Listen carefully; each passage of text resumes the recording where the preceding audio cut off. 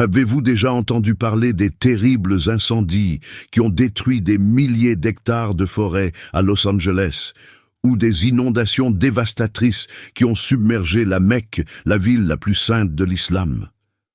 Ces événements semblent sortir d'un scénario apocalyptique, mais ils se déroulent sous nos yeux. Il ne s'agit pas seulement de catastrophes naturelles ordinaires, mais elles semblent aussi véhiculer un message plus profond. Un avertissement de la nature, ou peut-être de Dieu lui-même. Pensez-y, avec plus de 27 000 hectares de forêt brûlées à Los Angeles, des dizaines d'incendies brûlant simultanément et au moins 5 morts. Ce ne sont pas que des chiffres dénués de sens. Ce sont des histoires de familles, de vies changées à jamais.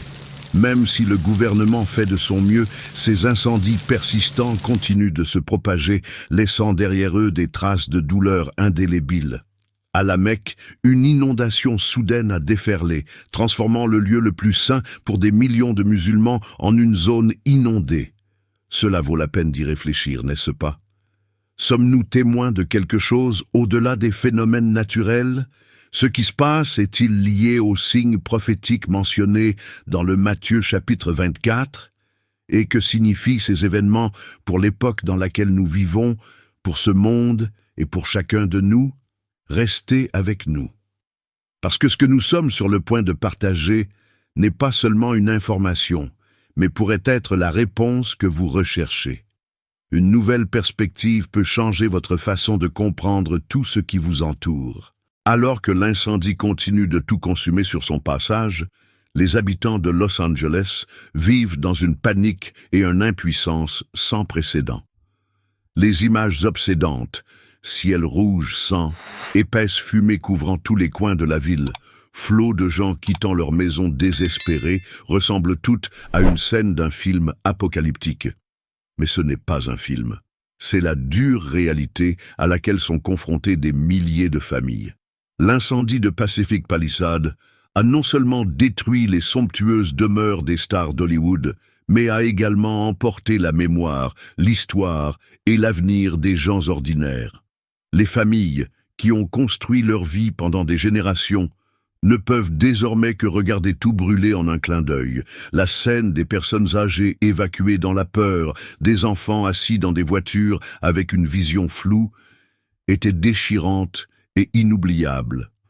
Cependant, le plus effrayant est la vitesse et l'impuissance face à la puissance de la nature.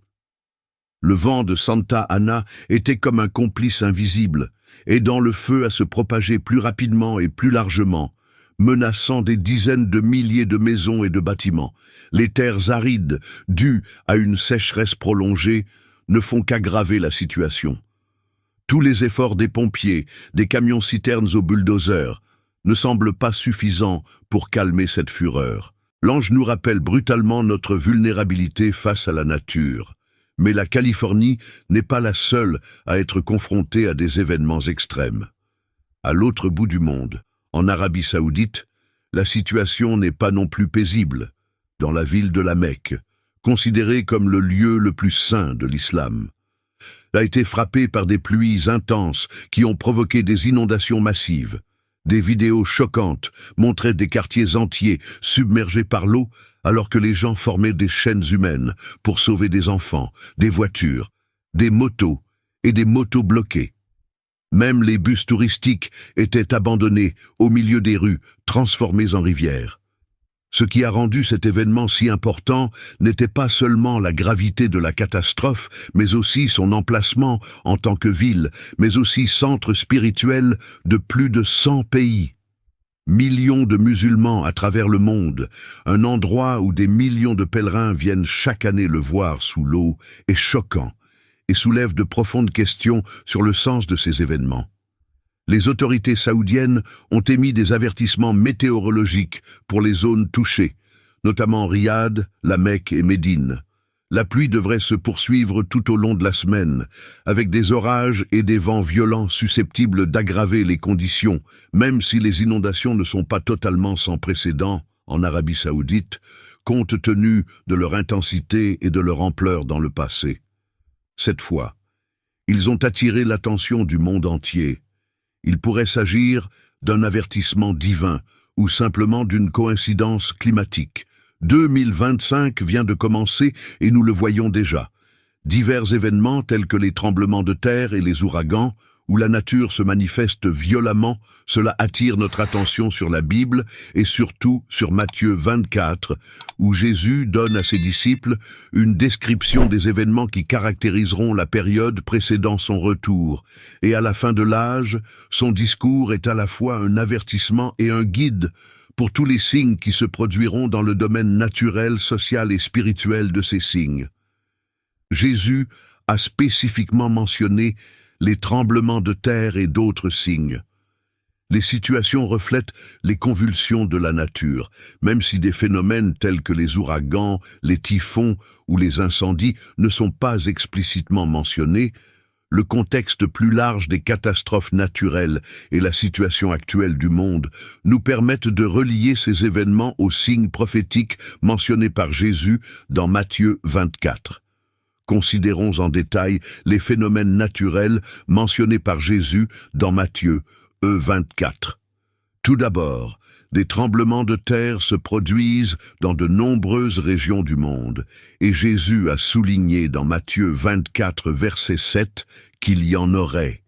Tremblements de terre en différents lieux, cette annonce prophétique montre une augmentation de la fréquence et de l'intensité de ces phénomènes, à mesure que la fin du monde approche dans le contexte de la prophétie. Les tremblements de terre sont présentés comme faisant partie de l'apparition de la tristesse, expression qui fait référence à des douleurs de travail qui commencent doucement mais s'intensifient et deviennent plus fréquentes à mesure que nous approchons de la période finale marquée par le retour du Messie. Ces prophéties du Messie, monsieur, les catastrophes naturelles deviendront de plus en plus visibles et auront un fort impact dans le monde entier, marquant la première étape d'un processus qui culminera avec l'arrivée du Messie. Ces phénomènes climatiques sont les extrêmes du cycle climatique connu sous deux noms, garçons et filles. Le phénomène des garçons est un réchauffement inhabituel des eaux équatoriales du Pacifique, modifiant les modèles climatiques mondiaux, provoquant de fortes pluies, des inondations et des sécheresses dans différentes régions. Dans ces circonstances, des questions commencent à se poser. Pourquoi sommes-nous confrontés à des catastrophes de plus en plus graves? Est-ce une conséquence du changement climatique, de l'intervention humaine dans la nature? Ou est-ce un rappel, un avertissement sur la fragilité de la vie et sur ce que nous tenons pour acquis? Les habitants de Los Angeles sont confrontés à un défi sans précédent. Mais dans l'obscurité, l'espoir n'a pas complètement disparu.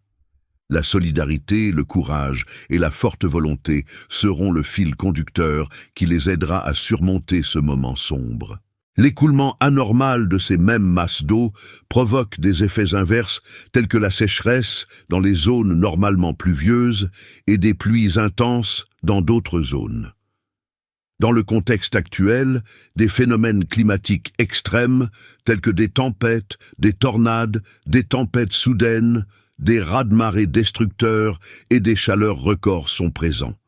Les vagues et les incendies massifs nous confrontent à une réalité de plus en plus inquiétante qui, bien qu'il ne soit pas explicitement mentionné dans les paroles de Jésus dans Matthieu 24, peut être compris comme faisant partie des convulsions de la nature. Mentionné dans la prophétie, l'intensification de ces phénomènes n'est pas seulement un enjeu climatique, mais aussi un rappel du déséquilibre qui existe dans notre monde à l'approche de la fin du monde. La guerre, la famine et la peste sont également décrites par Jésus dans ce chapitre. Ils en font partie. Dans le même cycle de signes prophétiques, les catastrophes naturelles comme les tremblements de terre et les inondations ne surviennent pas de manière isolée, mais aggravent au contraire les crises sociales et la politique, comme la guerre entre les nations. Ces événements naturels révèlent également le manque de stabilité de notre civilisation et nous mettent au défi de réfléchir à notre relation avec Dieu et la nature. Il est important de se rappeler que selon Matthieu 24, verset 6, Jésus a dit que tout cela doit arriver, mais que ce n'est pas la fin. La fin des catastrophes naturelles n'est pas une fin en soi, mais une série d'avertissements qui nous invitent à réfléchir et à nous préparer à l'émergence de ces phénomènes. Conduits par la peur ou le désespoir, mais à vivre avec une attente vigilante. En ce sens, les paroles de Jésus nous exhortent non seulement à interpréter les signes des temps, mais aussi à nous préparer à affronter les défis qui se présenteront en tant que peuple que nous sommes appelés à être. Reconnaître notre vulnérabilité face à la création et la fragilité de la vie. La sécurité ne réside pas dans les circonstances terrestres, mais dans la préparation spirituelle. L'appel de Jésus à la vigilance et à la préparation est évident dans Matthieu 24, puisque vous ne savez pas quel jour votre Seigneur viendra. Ce verset nous rappelle que face au naturel. En cas de catastrophe, nous devons réfléchir à nos priorités et renforcer notre foi en tant que croyants. Nous devons toujours être prêts à affronter l'adversité avec confiance en Dieu, sans avoir peur de savoir qu'il contrôle tout. Les événements météorologiques extrêmes et les catastrophes naturelles dont nous sommes témoins aujourd'hui sont comme un murmure dans le vent, nous rappelant la fragilité de la vie et la nécessité d'être spirituel. Les incendies à Los Angeles, les inondations à la Mecque ou les ouragans et tremblements de terre dans le monde entier ne sont pas des événements aléatoires, mais s'inscrivent dans un contexte plus vaste. Ce tableau nous invite à poser des questions, à chercher un sens plus profond et surtout à renouer avec notre foi.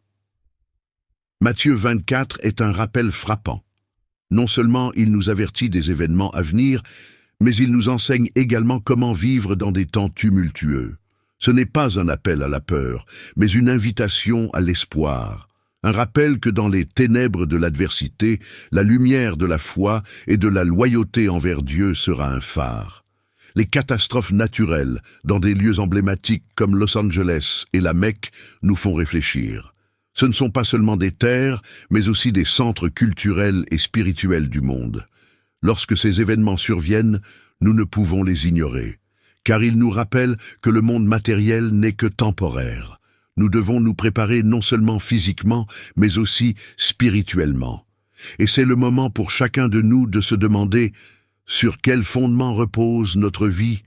Poursuivons-nous des valeurs temporaires ou construisons-nous une relation plus profonde avec Dieu? Ces signes ne sont pas destinés à susciter la peur, mais à inspirer la confiance, la prise de conscience et l'action. Ne laissez pas ces avertissements passer comme un jeu d'enfant. Écoutez, agissez et vivez comme si chaque jour était une opportunité de vous rapprocher de Dieu. En période de trouble, la foi sera le bateau qui nous aidera à surmonter les tempêtes. Alors que nous observons la dévastation qui s'abat sur Los Angeles, les incendies dévastateurs et les catastrophes naturelles qui secouent notre monde, nous sommes confrontés à la réalité de notre fragilité humaine. Ces événements sont bien plus que des avertissements. Ce sont des opportunités offertes par Dieu pour nous tourner vers lui, réexaminer nos priorités et faire de la foi notre refuge dans ces temps incertains. Chaque image de destruction nous rappelle combien la vie est précieuse et éphémère. Face à l'immensité de la création, nous réalisons à quel point nous sommes petits et vulnérables. Ces catastrophes me remplissent d'une profonde tristesse pour ceux qui ont tout perdu, leur maison, leurs souvenirs et, pour certains, leurs proches. Mais elles m'amènent aussi à réfléchir. Suis-je vraiment prêt, non seulement à affronter les défis du monde, mais aussi à rencontrer mon Créateur? Les prophéties de la Bible ne sont pas là pour nous effrayer, mais pour nous orienter, pour nous pousser à vivre avec intention, foi et confiance en Dieu. En méditant sur ces événements, je comprends que ce qui compte le plus n'est pas ce que nous possédons, mais notre relation avec le Seigneur. J'ai appris que dans les moments de crise, Dieu devient notre plus grand réconfort, notre source de force et de sagesse. Cette réflexion me pousse à approfondir ma foi et à offrir plus de compassion à ceux qui souffrent, à être une lumière dans l'obscurité qui entoure tant de vies. Au cœur de cette tourmente, il y a un appel. Vivre pleinement, avec gratitude et foi, chaque jour que Dieu nous accorde. Ces événements me rappellent que se préparer à l'avenir, ce n'est pas seulement accumuler des biens matériels ou des ressources. C'est aussi nourrir notre esprit, renforcer notre foi et vivre selon les valeurs de l'Évangile. L'amour, le pardon et la générosité. Nous ne savons ni le jour ni l'heure, mais nous sommes appelés à marcher avec courage, espoir et humilité. Si ce message résonne en vous, je vous invite à le partager avec vos proches. Ensemble, tournons-nous vers Dieu, approfondissons notre foi et soutenons ceux qui sont dans le besoin. Chaque épreuve est une opportunité pour découvrir la paix, le salut et le véritable sens de la vie à travers lui. Restons vigilants, fermes dans notre foi et remplis d'espérance. Père céleste, aujourd'hui, nous venons devant toi, le cœur lourd face aux catastrophes qui bouleversent notre monde. Seigneur, nous te prions pour ceux qui souffrent, apporte-leur réconfort, force et espoir. Aide-nous à voir ta main dans chaque défi, à comprendre ton dessein et à répondre avec foi et courage. Guide-nous pour nous rapprocher de toi, pour rechercher ta sagesse et ta grâce en ces temps troublés. Donne-nous d'être des instruments de ta paix et de ton amour en apportant lumière et réconfort à ceux qui sont dans l'obscurité. Nous plaçons toute notre confiance en toi, car tu es notre refuge, notre force et notre espérance. Merci pour ton amour incommensurable et ta miséricorde infinie. Au nom précieux de Jésus, nous prions. Amen.